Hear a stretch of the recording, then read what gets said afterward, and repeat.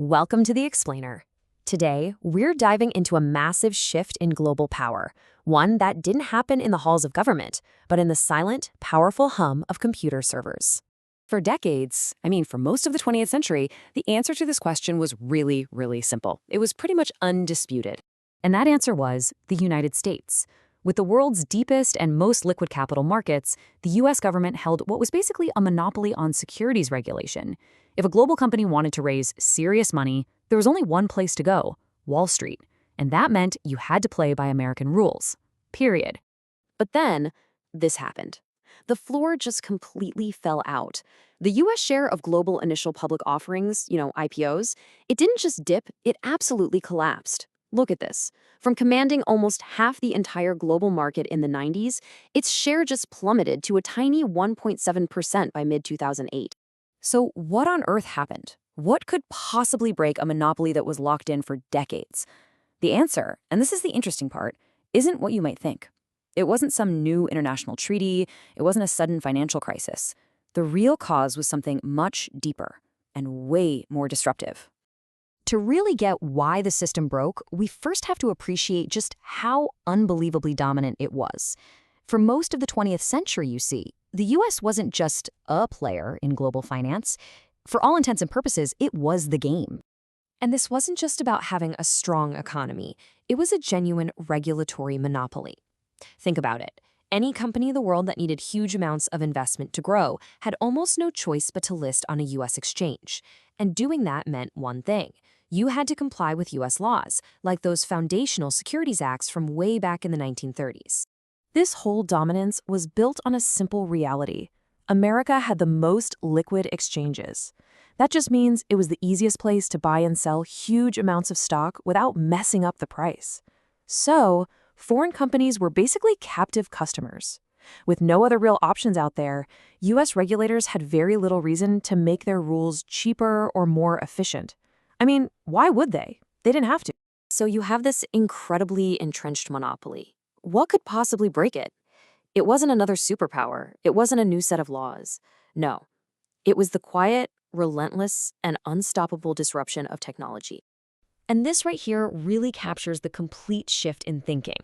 The entire system moved from, traders in jackets shouting in these crowded physical pits, which was expensive, kind of slow, and tied to one specific building, to silent servers executing millions of trades in milliseconds, accessible from literally anywhere in the world. This technological leap did something absolutely crucial. It commoditized the main job of a stock exchange, which is just matching buyers and sellers. All of a sudden, that unique advantage of the New York Stock Exchange's physical floor, it was gone. Exchanges in London, Hong Kong, or Frankfurt could now compete directly with New York on speed, on cost, and on global access. The playing field was completely leveled. And this leads to a really fascinating consequence. When the technology that everything runs on becomes cheap and available to everyone, what's left to compete on? Well, the answer is the rules themselves. A whole new marketplace opened up, not for stocks, but for laws. Let's use a simple analogy. Say State A has a high tax on something important, and right next door, State B offers the exact same thing with a much lower tax. What happens? Well, if customers can easily cross the border, they will. That freedom of movement, that mobility, it creates competition, and it forces State A to get its act together.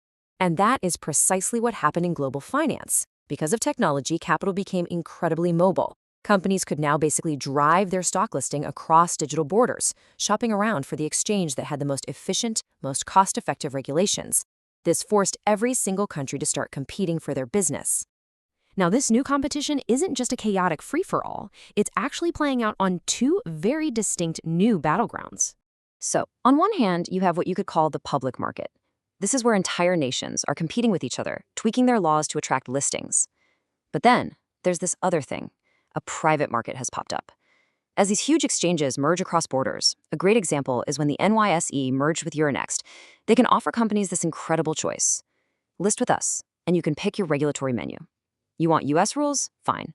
European rules? You got it. And the old monopolist, the US, it isn't just standing still. It can't afford to. American regulators are now actively changing their own rules just to stay in the game. They're making it easier for foreign firms to leave, they're accepting international accounting standards, and they're even thinking about mutual recognition deals, where they basically just trust another country's regulators. I mean, these are things that would have been absolutely unthinkable 2 decades ago. So all of this brings us to the big, unresolved question. Could this new competition actually be a fantastic force for good?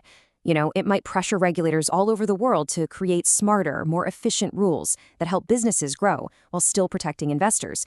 It could be a real race to the top. But there's a pretty significant risk here, too.